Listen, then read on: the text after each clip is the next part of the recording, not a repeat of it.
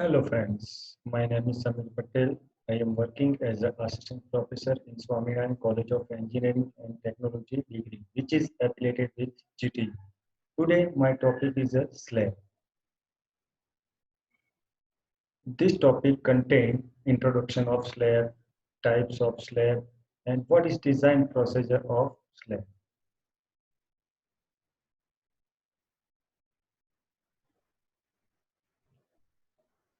Let's discuss about what is slab.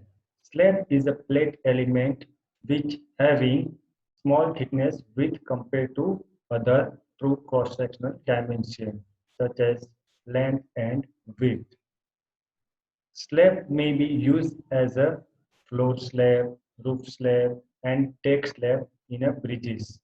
It primarily transfer the load by bending in one or two direction. In a one-way spanning slab, load transfer in one direction and two-way spanning slab, load transfer in both direction.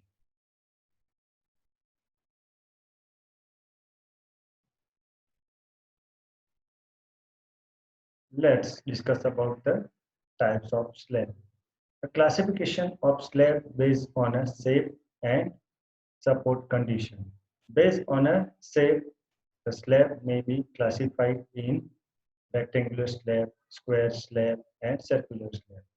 And based on inner uh, support condition, slab may be classified in one-way spanning slab, two-way spanning slab, flat slab, grid slab, or waffle slab.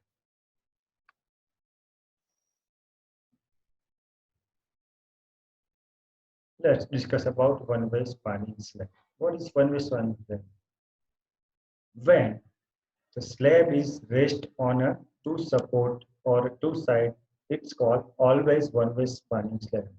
In other case, we can say slab is raised on four side or for support. We have to check the ratio of the longer span to the shorter span.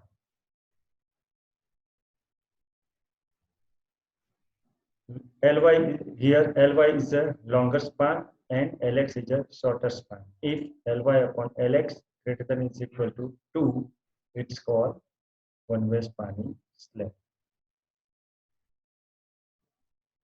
In two-way spanning slab, slab is raised on four side or four support if the ratio of the longer span to the shorter span less than 2, it's called two-way spanning slab.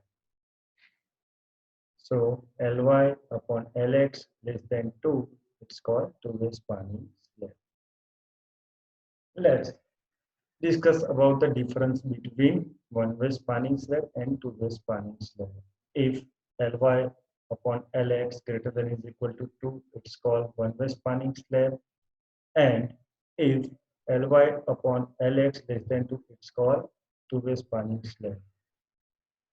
In one-way spanning slab, loads are carried along one direction, so bending is occurred in only one direction. In two-way slab, loads are carried along both directions, so bending is occur in both directions. In a one-way slab, shape of bending is a cylindrical, and in two-way slab, the shape of the bending as a plate. In one-way slab, bending is occur in shorter span, so we should provide main steel in a shorter direction, and distribution steel is provided in a longer direction. The function of the distribution steel to resist shrinkage stresses and temperature stresses in a one-way spanning slab. In two-way spanning slab, bending is occur in both directions, so we should provide main steel in both directions. One-way slab has a less ductility with compared to two-way slab, and two-way slab has a more ductility with compared to one-way slab.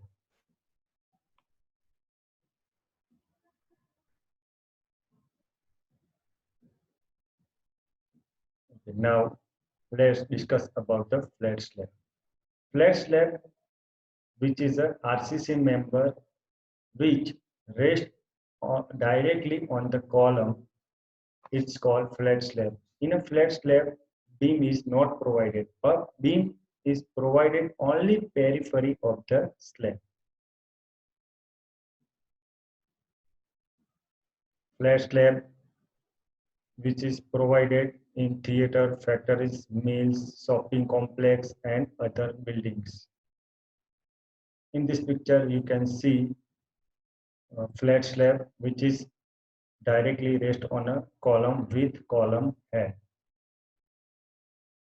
In these pictures, you can see flat slab resting directly on column, flat slab with drop panel, flat slab with column head, and flat slab with drop panel and column head. This is a different types of flat slab.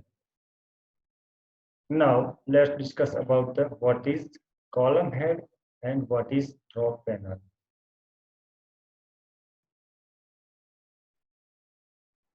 Column head is a bracket on top of column or enlarged cross section of column at its top on which other structural member can fix. Column head provide additional base area which serve as a base to other structural member.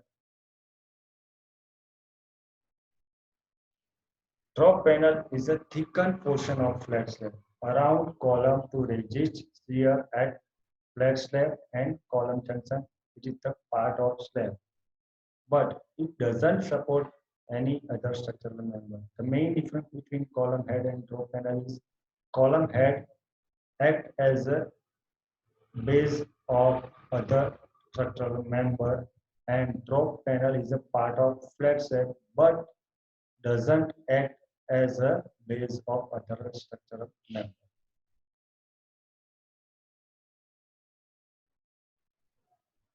Now let's discuss about grid slab. Grid slab is a RCC member which is directly supported on a beam.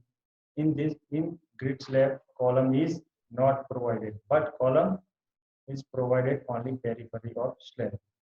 Also, we can say grid slab is a type of building material that has two directional reinforcement on outside of the material, giving it shape of pocket on the bottom side of grid slab.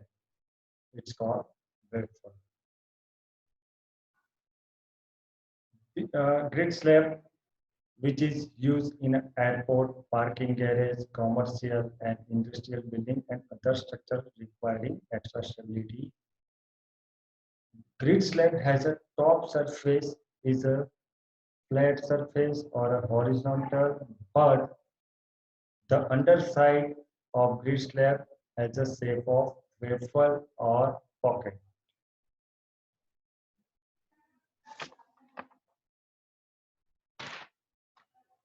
Now we will discuss about the advantages and disadvantages of the grid slab. Grid slab provide flexibility during construction, also relative light structure, therefore less foundation cost and longer span are economical. They have a speedy construction work.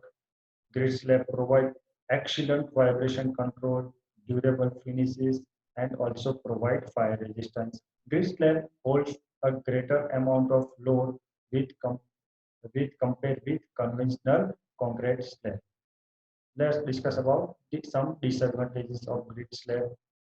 Grid slab requires special type of formwork and skilled person. It's provide greater floor to floor height. In a grid slab, larger vertical penetration are more difficult to handle. In these pictures, you can see grid slab or a waffle slab. In these pictures, you can see numbers of pockets below the grid slab.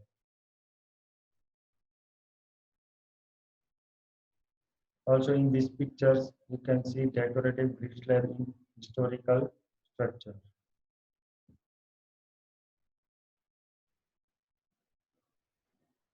Let's discuss about the circular slab.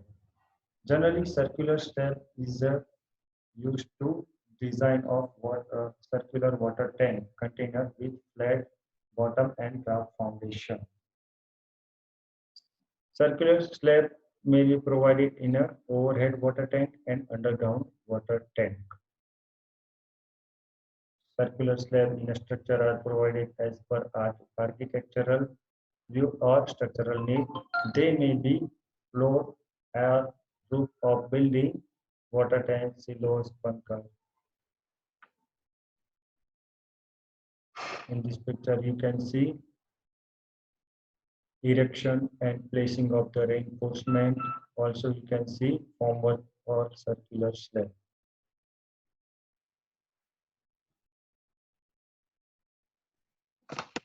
And now, let's discuss about step of design of one-way spanning slab.